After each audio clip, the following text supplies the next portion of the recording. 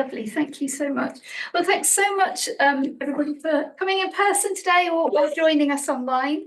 It gives me great pleasure to welcome Francesca Barghi, who's come down to Exeter from Glasgow to speak to us today on the topic that anything we can do to help, it's got to be good, the everyday pragmatism of NHS charities.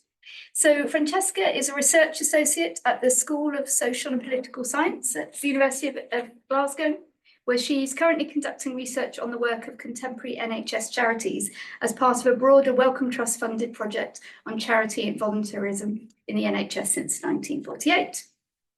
Francesca completed her PhD in 2019 at SOAS, University of London, and her thesis was titled Food Policy and Practice in Early Years Education and Care, Children, Practitioners and Parents in a London Nursery. Francesca is interested in advancing critical approaches in public health, specifically looking at how dormant policy discourses recreate and seek to address problems that have particular implications for working class and ethnic minority families, particularly in matters relating to food insecurity, childhood poverty and childcare policy. In January, very excitingly, she will join the Western Norway University of Applied Sciences in Bergen as postdoctoral fellow, where she'll lead on a new project researching economic sustainability in the early years. So more exciting work to come by the sounds of it. So what we'll do then for the session is we run until 4:30. We will have a short break at about 4 o'clock. So that's to give our captioner a bit of a break and for everybody to have a bit of a comfort break. And then we'll come back after that for questions. But from now till then, the floor is yours. Thanks so much again, Francesca. Thank you, Becky, for such a warm introduction and for the invitation. And thank you, everyone, for coming today. And also to the people online. I can't actually see you, so I'm sorry. And I'm not sure either where to look. I'm going to... Look, that's the camera. That's the camera, so. Okay. But hopefully you can hear me, and I'm sorry about the slides. They look a bit funny, but I don't know why that is. So yeah, Becky has already introduced my talk today and who I am, so I won't do that right now. But what I will say is that I'm going to start with an ethnographic vignette, since I get the chance to speak for a bit longer today, and it's not often the case that I can indulge in doing that. So I will start with that, and then I will talk more about kind of the project on which this research is based on, and kind of take it from there. I'll try to not just read from my page, and I'll try to be a bit more engaging in this. So as I say, I will start just with an ethnographic vignette. So I hope the slides, okay. So, it was a busier day than usual for the charity that I carried out research with on the day that I met Tom in summer of 2023. A big fundraising appeal was about to launch, following many months of preparation.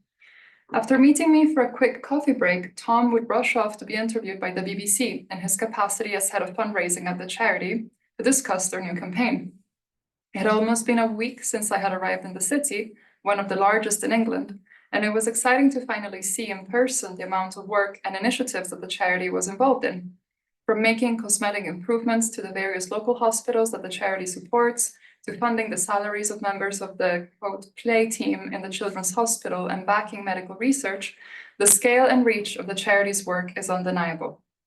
Are charitable and voluntary interventions simply, quote, adding value to existing healthcare services or playing an essential role in funding what the government cannot or will not? I asked Tom his thoughts about this, and he said, I once heard it was the chair of another NHS charity, and he said, you know, think of the NHS and charities like a bottle of old milk. You know, milk as in you have the cream on the top, and the charities the cream on the top, he said. But the problem is, we were donated arts, pieces of artwork for the wards, and, he said, the walls were looking good, but there were no blankets on the beds. So it's a question about priorities as well. But I think the line's getting a bit more blurred between what charities will fund and what they used to fund. So NHS charities, for those that might not be familiar, and I will tell you a bit more about who they are and what they do. But NHS charities are historically known for providing what Tom described as the cream on the top, the extras or the comforts that add to patients' or NHS staff's experiences. Yet, in the current context of healthcare crisis and scarcity that I will describe in just some moments, NHS charities seem to face increasingly difficult decisions about how to allocate funding, as Tom went on to explain.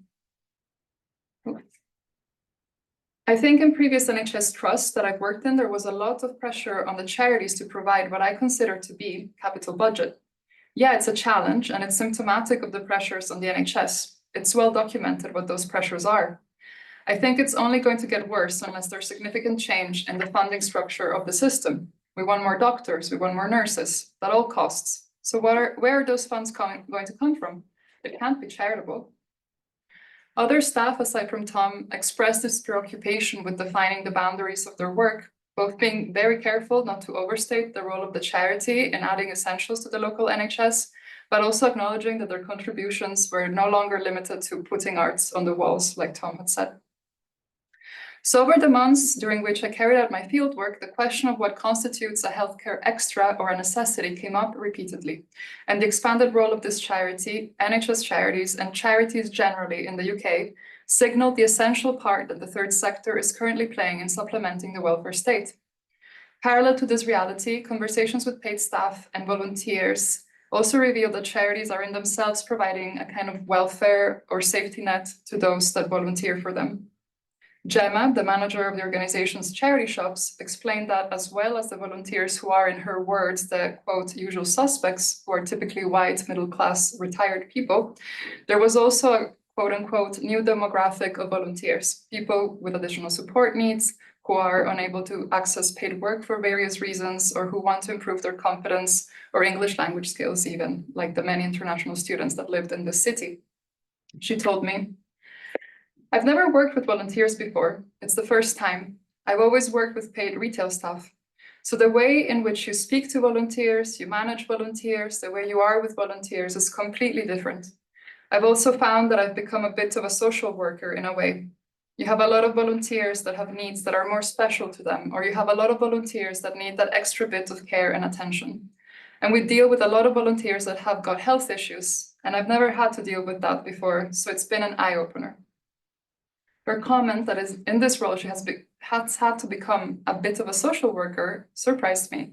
However, I came to understand this better as I spent time getting to know volunteers as well, many of whom explained some of the challenges that volunteering had helped them overcome. So for me, this was one of the key tensions, I suppose, that emerged as my fieldwork progressed. It wasn't limited, of course, to this organization or NHS charities. As I said, I think it's symptomatic of the third sector, what we're seeing in the third sector as a whole in the UK. And I know that it's not necessarily a brand new discovery that volunteering has had this role for a lot of people, that it is a bit of a safety net. And as I will explain later, also relating to other works of anthropology in Europe, that it's been shown to fight loneliness and these kinds of things. But for the context of this paper, I really think that this dual role that the charity is fulfilling is resulting from a current state of crisis, something that I will also cover a bit more in depth as the presentation goes along. But these are the two aspects of the research that really emerged for me as the fieldwork progressed. And what I argue is that researching this NHS charity in particular has offered, to me at least, an interesting example of how the mixed economy of welfare works in practice, as well as how this historically blurry line within the NHS between what should be state-funded or simply an add-on that can be provided by a charitable or voluntary means is thought of and navigated by people, different people at this particular point in time. So I will begin by offering an overview of the research that I carried out and about the project as well, some of the theoretical frameworks that guided my analysis, and then I will expand on the charity's seemingly dual role that I've just explained. And then I will move on to explain this idea of everyday pragmatism that is in the title of today's talk, to explain people's motivations to work, volunteer, and fundraise for the NHS. I draw from Davina Cooper's work on everyday utopias and prefiguration to develop that notion, and as well as Berlant's cruel optimism. And with everyday pragmatism, what I aim to do is to call attention to people's active role in doing what they can to improve the present moment through day-to-day practices, while also imagining, demanding, and waiting for a better future. So as opposed to viewing participants as passively accepting or defeated by the current situation, I argue that everyday pragmatism can help us illuminate how people negotiate ambivalence in an active and participatory manner. So before we dig in, just a little word about NHS and the NHS charities. I'm sure many of you in the room will be familiar with the NHS, but if someone in the virtual room is less familiar, I think it's important. And as mentioned, this research was carried out as part of this larger project, a Wellcome Trust funded project called Border Crossings, Charity and Voluntarism in Britain's Mixed Economy of Healthcare since 1948.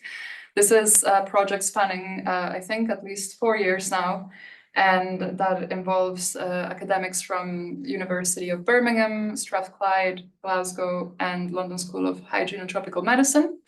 And it explores this topic from various different angles. It's a very heavily historical project, but we've had also some kind of more quant studies about charitable, the use of charitable donations and endowments in providing hospital services over time. So it's really been a big package of work. And I belong particularly to work package 5, which focuses on the work of contemporary NHS charities. And as I say, as many of you might know, as well in the virtual room, the NHS was established in 1948 as a state-funded service, free at the point of access. And prior to this, many hospitals were voluntary institutions which held large endowments and were founded to charitable donations. Hence, charity in the NHS is not necessarily a new phenomenon. It's actually quite established through time. And although charitable fundraising was still prevalent in the NHS after 1948, it was understood that this funding would not be used to finance direct healthcare provision and instead directed to medical research and patient welfare.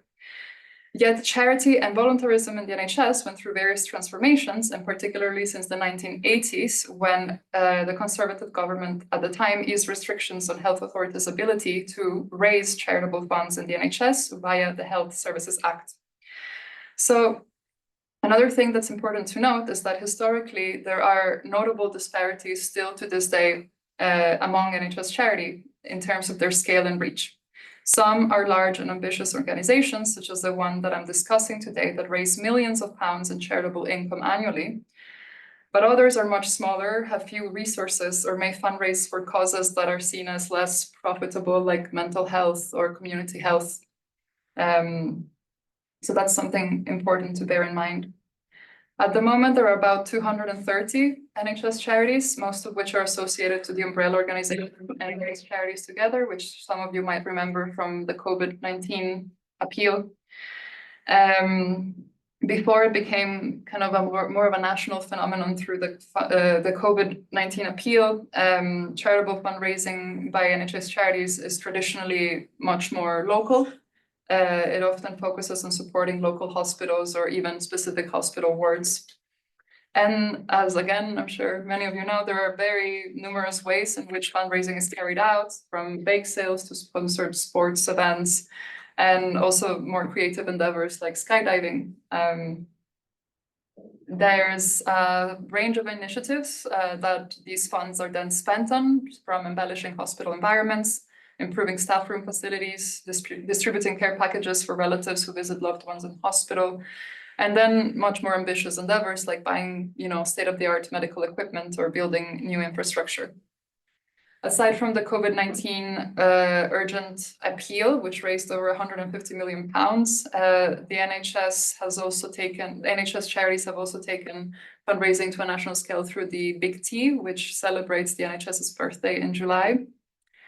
And I mentioned the amount of money raised during the urgent COVID-19 appeal, which is a significant sum of money. But just as a side note, I'd like to say that although the financial contribution that NHS charities makes is sizable, it's not comparable at all to total government expenditure on healthcare. So for context, before the pandemic, NHS charities were contributing around 500 million pounds to the NHS, which represents about 1% of total government expenditure on healthcare. But as this paper hopefully will make clear, the impact that some of these organizations, either monetary or otherwise, is still significant. I'm really sorry about the slides. I don't know what happened. But yes, a little bit more about the case study that I will discuss today. As I said, I'll be talking about, well, I've renamed it a large English NHS charity for anonymity purposes, and I'm sorry as well about the lack of images. I just presented a shorter version of this paper at a conference this week, and there was someone in the room that recognized who I was speaking about, just even through the very possibly badly anonymized photos that I had in the slides. So I've not included any images today, especially now that I know this has been recorded. So I'm glad I was doing that now. But yeah, I called it a large English NHS charity. And what I mean by that is that it's large for the context that I'm speaking of. As I say, there's kind of a big variety and yeah, there's a variety of sizes of organizations. So this one has a team of about 50 paid staff, wrote out over 400 volunteers, and made a total gross income of almost £8 million last year. So it is large for kind of the NHS charities world. And their aims range from supporting local NHS staff and patients, helping to improve health outcomes in the area, which is a pretty ambitious aim, I think. And they want to become regional and eventually even national or international leaders in supporting specific areas of healthcare. So as such, their fundraising strategy spans a varied and wide range of activities and initiatives, again, like sporting events, fairs, balls. They have charity shops, and also some events that are more tailored to high income donors. And members of the public can get involved in fundraising by supporting specific appeals. And, you know, so specific diseases, I'm not going to say which, again, for the anonymity part, but there are specific appeals that people can support, or they can also generally support the charity to help them, quote, make a real difference for patients, families, and staff, end quote, as their mission statement says. In terms of the methodology, this was a quite short-term ethnographic study. So I carried out 3 short-term ethnographic visits between June and October 2023.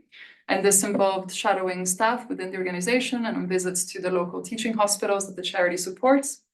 I also carried out participant observation during quite a wide range, actually, of fundraising events, which was fun. And eye-opening as well to see what people working in the charity sector will do in their day-to-day jobs, actually. And I also volunteered in a charity, in two of their charity shops. I carried out 21 semi-structured interviews with paid staff as well as with volunteers, and this was done both remotely and in person, depending on participants' preference. There is a methodological side note that I'd like to add here about doing institutional ethnography in a quote post-pandemic world. The institution, I think, has become a lot more diffuse and not so concentrated in a specific place. And certainly people are also kind of more widespread. So that was quite an interesting thing to experience as an anthropologist who had done institutional ethnography in the pre-COVID times. In terms of the theoretical frameworks that I'm drawing on, I have been situating a lot of this, the research in other literature, anthropological literature on crisis and the welfare state, particularly that relates to Europe. And as I said at the start, also on Lauren Berlant's Cruel Optimism. So I argued that this case study is situated in what Berlant has called a time of extended crisis. So Berlant was writing shortly after the aftermath of the 2008 financial crash. And they said, and I quote, that the present moment increasingly imposes itself on consciousness as a moment in extended crisis, with one happening piling onto another, end quote. And anthropologist Henrik Vai has called this similarly a crisis embedded in crisis. Within this literature about crisis and the welfare state in Europe, what I have found is that there are kind of 2 strands of thought emerging in recent years, particularly the first one, which kind of talks a lot about the retrenchment and the retraction of the welfare state, with consequences such as the disappearance of public service provision and everything that comes with that. And then there seems to also be a second camp of thought that talks more about the reconfiguration of the welfare state. So that one also acknowledges that there's been a retraction of public service provision, but rather than just viewing this as complete doom and gloom, it seems that there's also a lot of discussions around what this means in terms of the emergence of new forms of citizenship and types of solidarity and civil society movements that respond to this scarcity. And I'm still making up my mind, I think, about how to situate this case study. I think it's wedged somewhere in between the two, again, as I will make clear as we progress with the talk. Yeah, that's all I can say about that for now. And then we can't say the word crisis and NHS and not link the two together. So obviously the NHS crisis was very much at the forefront of discussions that I had with participants. Some critics, Powell as early as 2015 and more recently with Greener this year, has kind of called into question the severity of the NHS crisis. And in this more recent paper, a very kind of sophisticated media analysis is being carried out about different representations of what the NHS crisis is. And I do agree that one needs to be precise. They, Greener and Powell, say that we need to think that there have been claims that the NHS is in crisis of one kind or another since it was created in 1948, and that's true. So I completely agree with the call to be precise and thoughtful and critical when we speak of the NHS crisis. But for the purposes of this paper and to make it very clear where I'm coming from with all of this, I do think that austerity measures, funding cuts, Brexit, not to mention the COVID-19 pandemic, have all severely affected the NHS. And we see this manifested in long patient waiting lists, staff shortages, repeated industrial disputes, aging hospital facilities, and the list continues. And this was very much the backdrop as well in the place where I was doing field work. In my first visit there was a big march for the NHS, which was happening, I think, across the country, actually, on the 75th birthday of the NHS.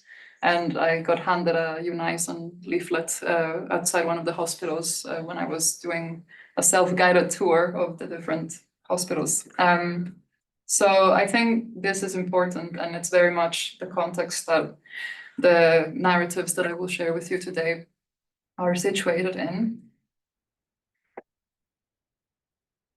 So, as I say, all participants kind of brought this conversation back to the crisis and scarcity and so on, and relating again to the initial question that I opened with in the paper on the very fine line being navigated between healthcare extras and necessities.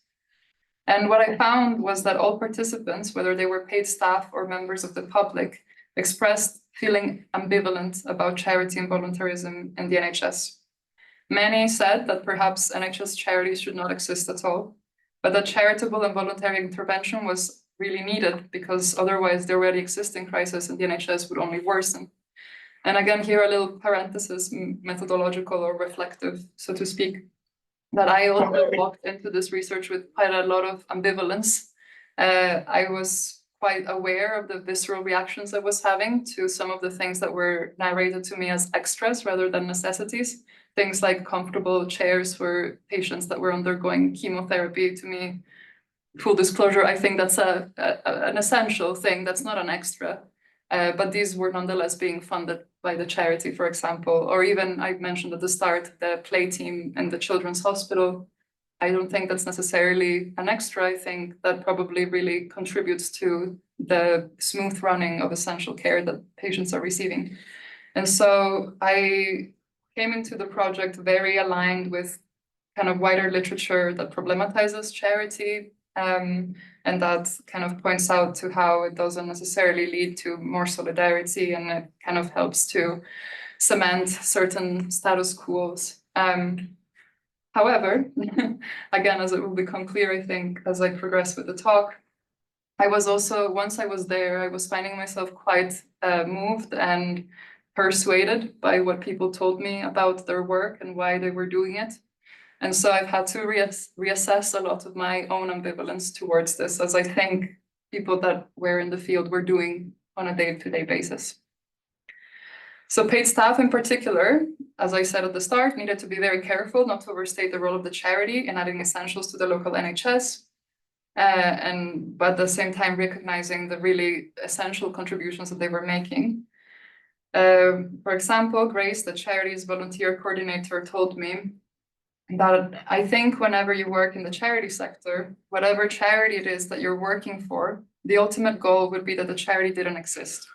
But it is scary to think how the NHS staff would struggle to deliver the care that they give and what our experiences would be as patients coming into the hospital if things weren't funded by our charity. Similarly to paid staff, volunteers' ambivalence seem to be mixed with this sense of urgency, which I relate also to this time of extended crisis, that urgency also becomes normalized. And this was related to me as one of the key motivators to support an NHS charity by volunteering time to it. Participants' accounts pointed to an urgency that seems prolonged, and where responding urgently to a situation has become embedded in daily practice rather than being an exceptional action. And it is in these circumstances, I argue, that everyday pragmatism manifests.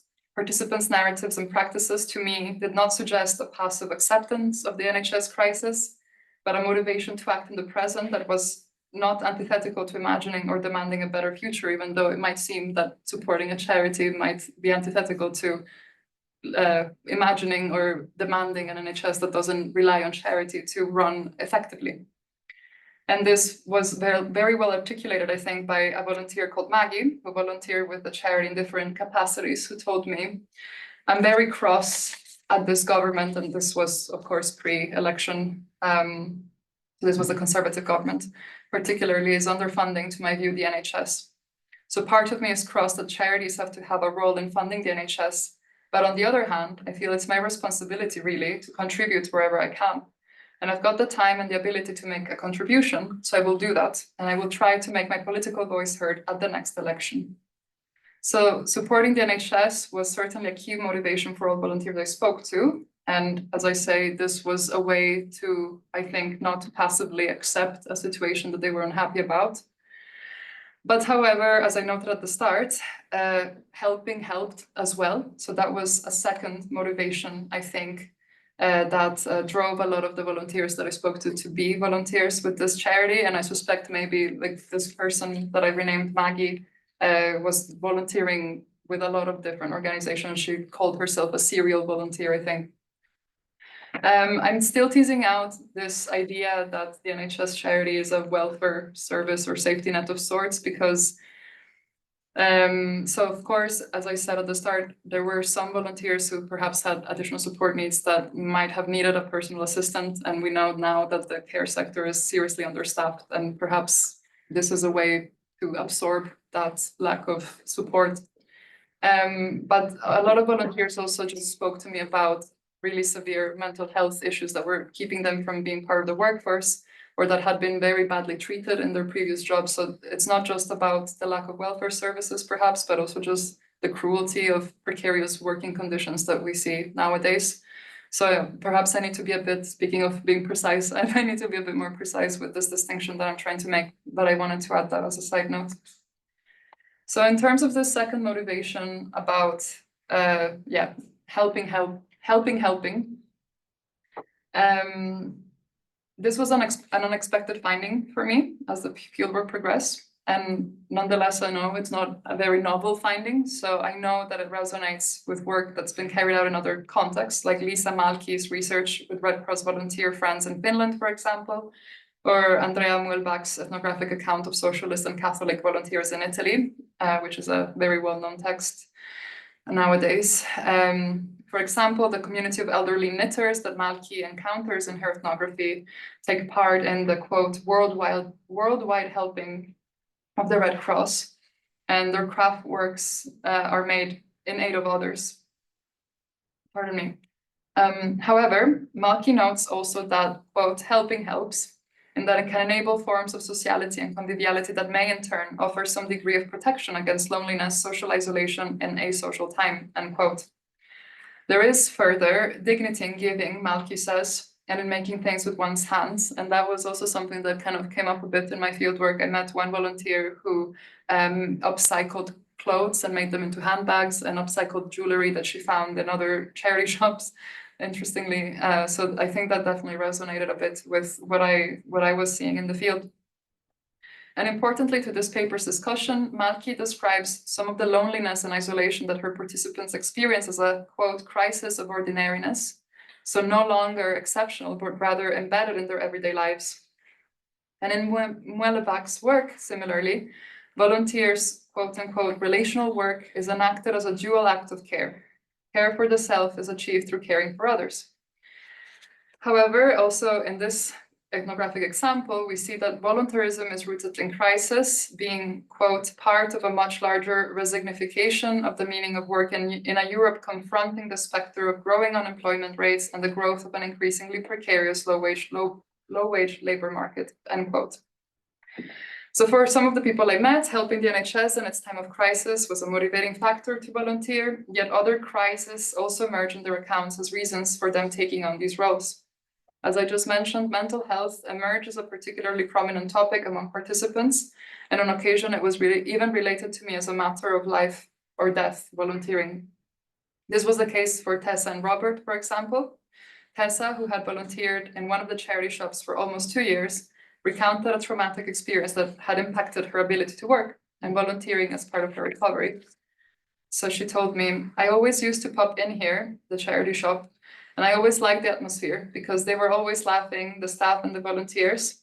When I started volunteering, they made me feel like I was part of the whole bubble. They didn't ignore you, they answered questions. I don't get judged here. Everybody's treated equally. If I've got a problem, I speak to one of the managers and it's just easier then. Because I've always, since I quit work, I've felt alone. But volunteering has just brought a new me back and I don't want to lose that. I have had a blip, but not because coming here, it does me, I don't know, it sounds stupid to some people, but it's helped.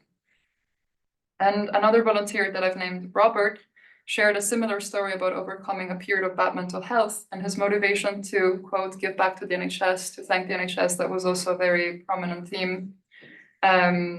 But also kind of his experience of volunteering at one of the charity shops as this life-saving kind of moment. So he told me, I wanted to pay a little bit back to the NHS itself because the last couple of years I've spent a lot of time in hospital, in and out of hospital. Yeah, so I wouldn't be here if it wasn't for them. I just think it's a good idea for people in my situation to be encouraged to come and volunteer because it's done me a lot of good, enormous amount of good.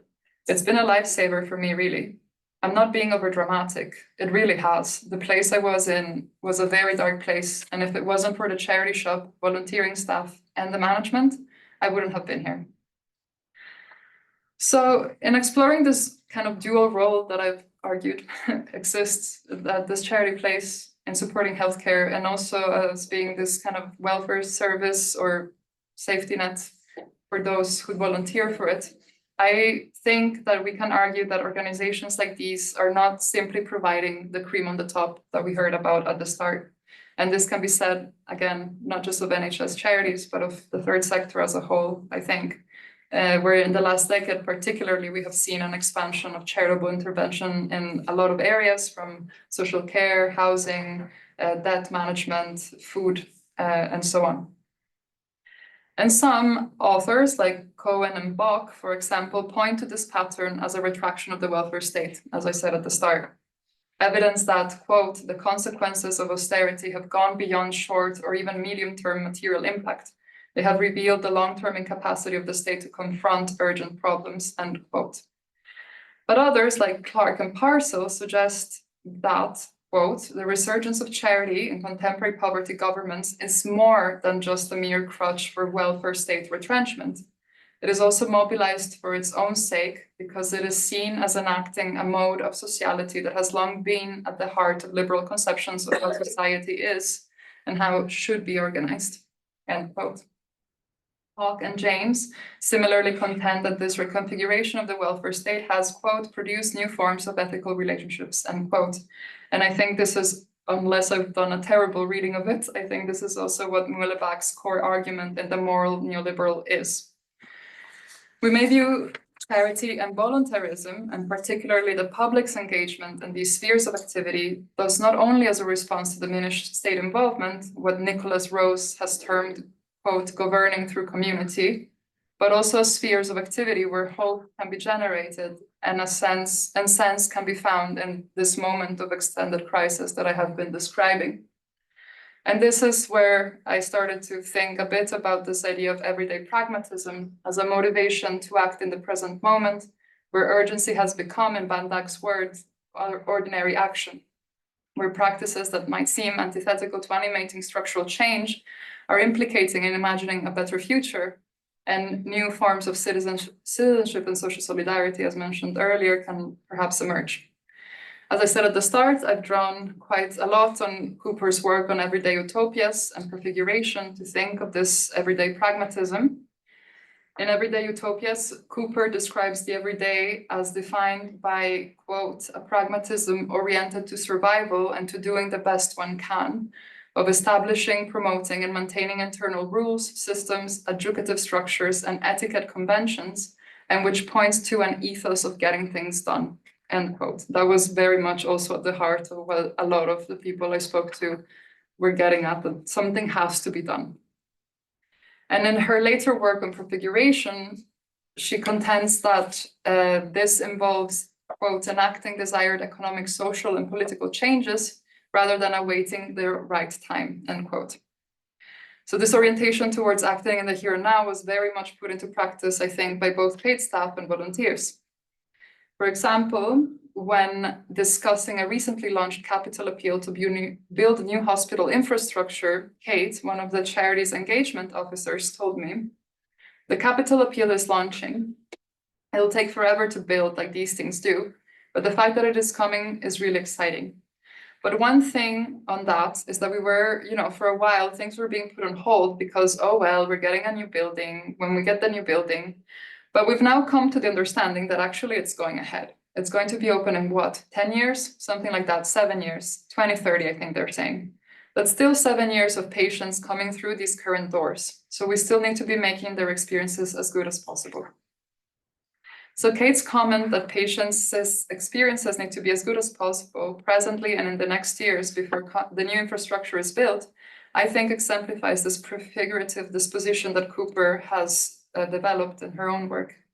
Indeed, Kate laments that different initiatives have been put on hold for current patients just because, quote, the right time, the inauguration of this new infrastructure has not yet arrived.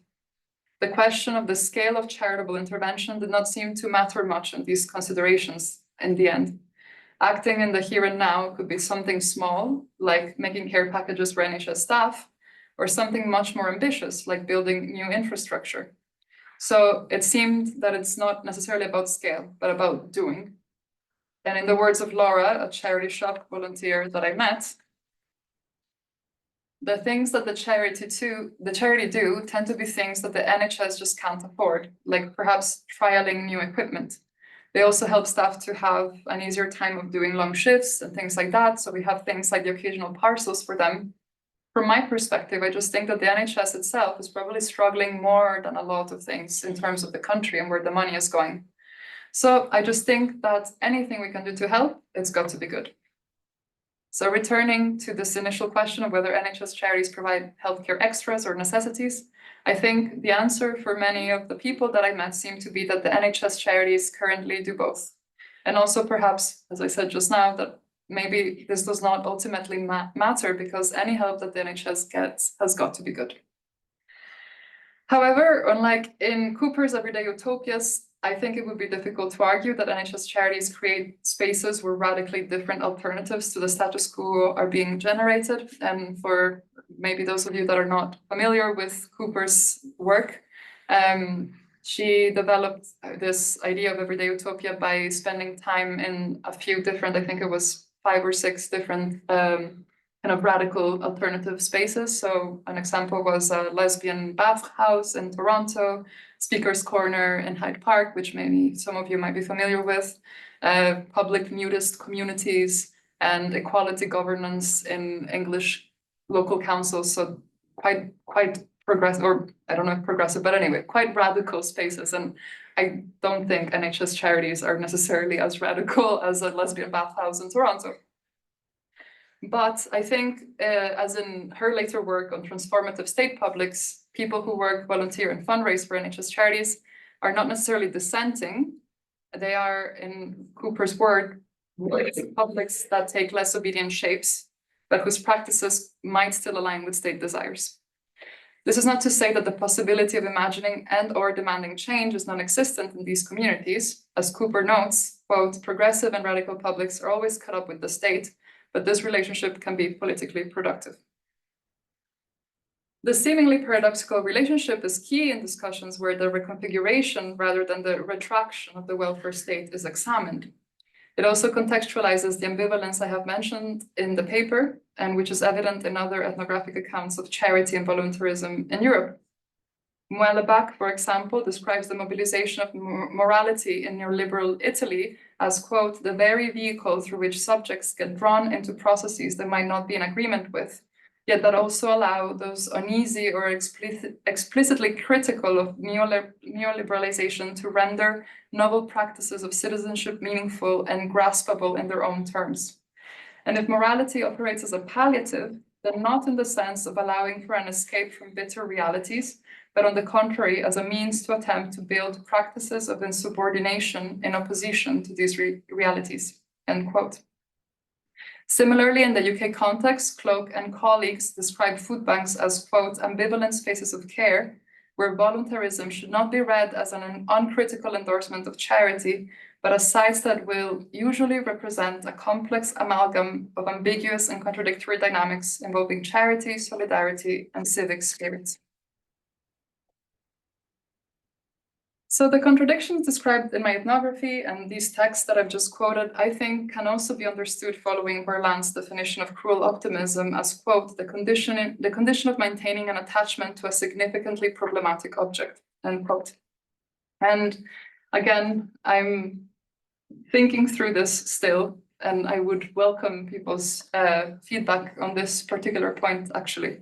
Of course, there's a reading of Berlant's work that may suggest quite a defeatist outlook on how we navigate the extended crisis.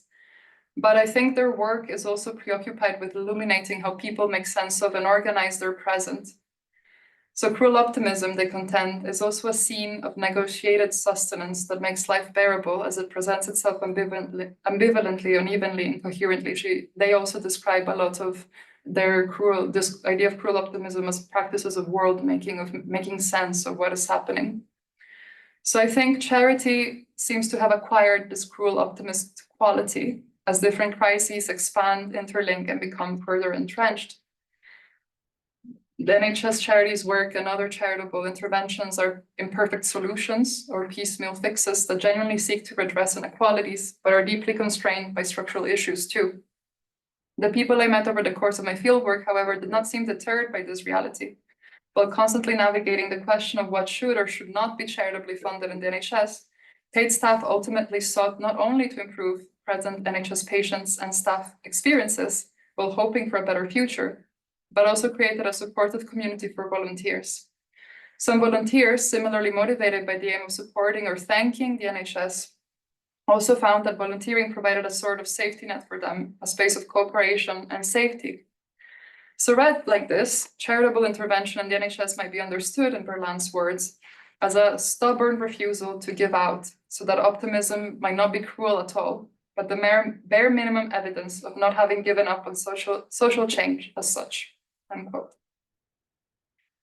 So here we are at the end of this paper with some key points that I'd like to end on this idea of everyday pragmatism. So the idea that it calls attention to people's active role in doing what they can to improve a present moment while imagining, demanding, and waiting for a better future.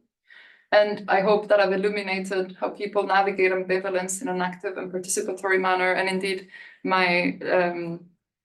the PI of the project, one of the PIs of the project, Ellen Stewart, has written a book about this, about how being involved in fundraising and volunteering for the NHS actually allows the public to get much closer to a policy process that might otherwise be quite distant to them. But as I said throughout, I have some things that I'm still trying to tease out. And again, I would welcome also, obviously, from the virtual room, any feedback people would like to share on some of the unsolved questions So as I said at the start, NHS charities operate in a pretty unequal and arguably competitive landscape. And again, there's people on the project that have written about this. So does this limit the imagination of a better future and those solidarity practices? It was interesting as well to talk to paid staff about their perceptions of the NHS charity landscape as a competitive or collaborative space, and there were quite mixed opinions about this, which was interesting.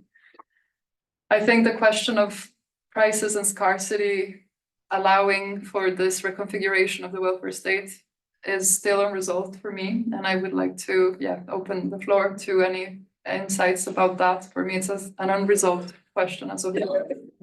And as I said at the start, thinking more broadly of charity and volunteering, I think there is a lot of literature that suggests that actually it might perpetuate the very inequalities that is trying to be addressed, and it might cement a particular status quo. And again, this is an unresolved question for me. I do realize that in my paper, I have painted a pretty positive picture of this community in particular. I make no claims that it represents the NHS charity sector as a whole. I did not get the chance to interact with smaller organizations or organizations that were fundraising for these less kind of popular appeals. So that's where I'm ending on, with more questions perhaps than answers. But that's it, and there's some references that might be useful if people are interested, and of course my email address if there's any questions that arise at a later stage. Great, thank you. Great, thank you so much, Bram, for such an interesting talk that I'm sure will generate lots of questions. We'll take a break now for about 5 minutes to give people a chance to think over some of the things you've talked about and maybe formulate some questions. Absolutely. And then we'll come back at 5. For people online, do feel free to put questions in comments now, or as we get to the comments section, and there's also the opportunity to raise your hand as well if you would rather speak through things. But otherwise, should we reconvene at 5 to 4? 5 to 4. Brilliant, great. Thanks so much.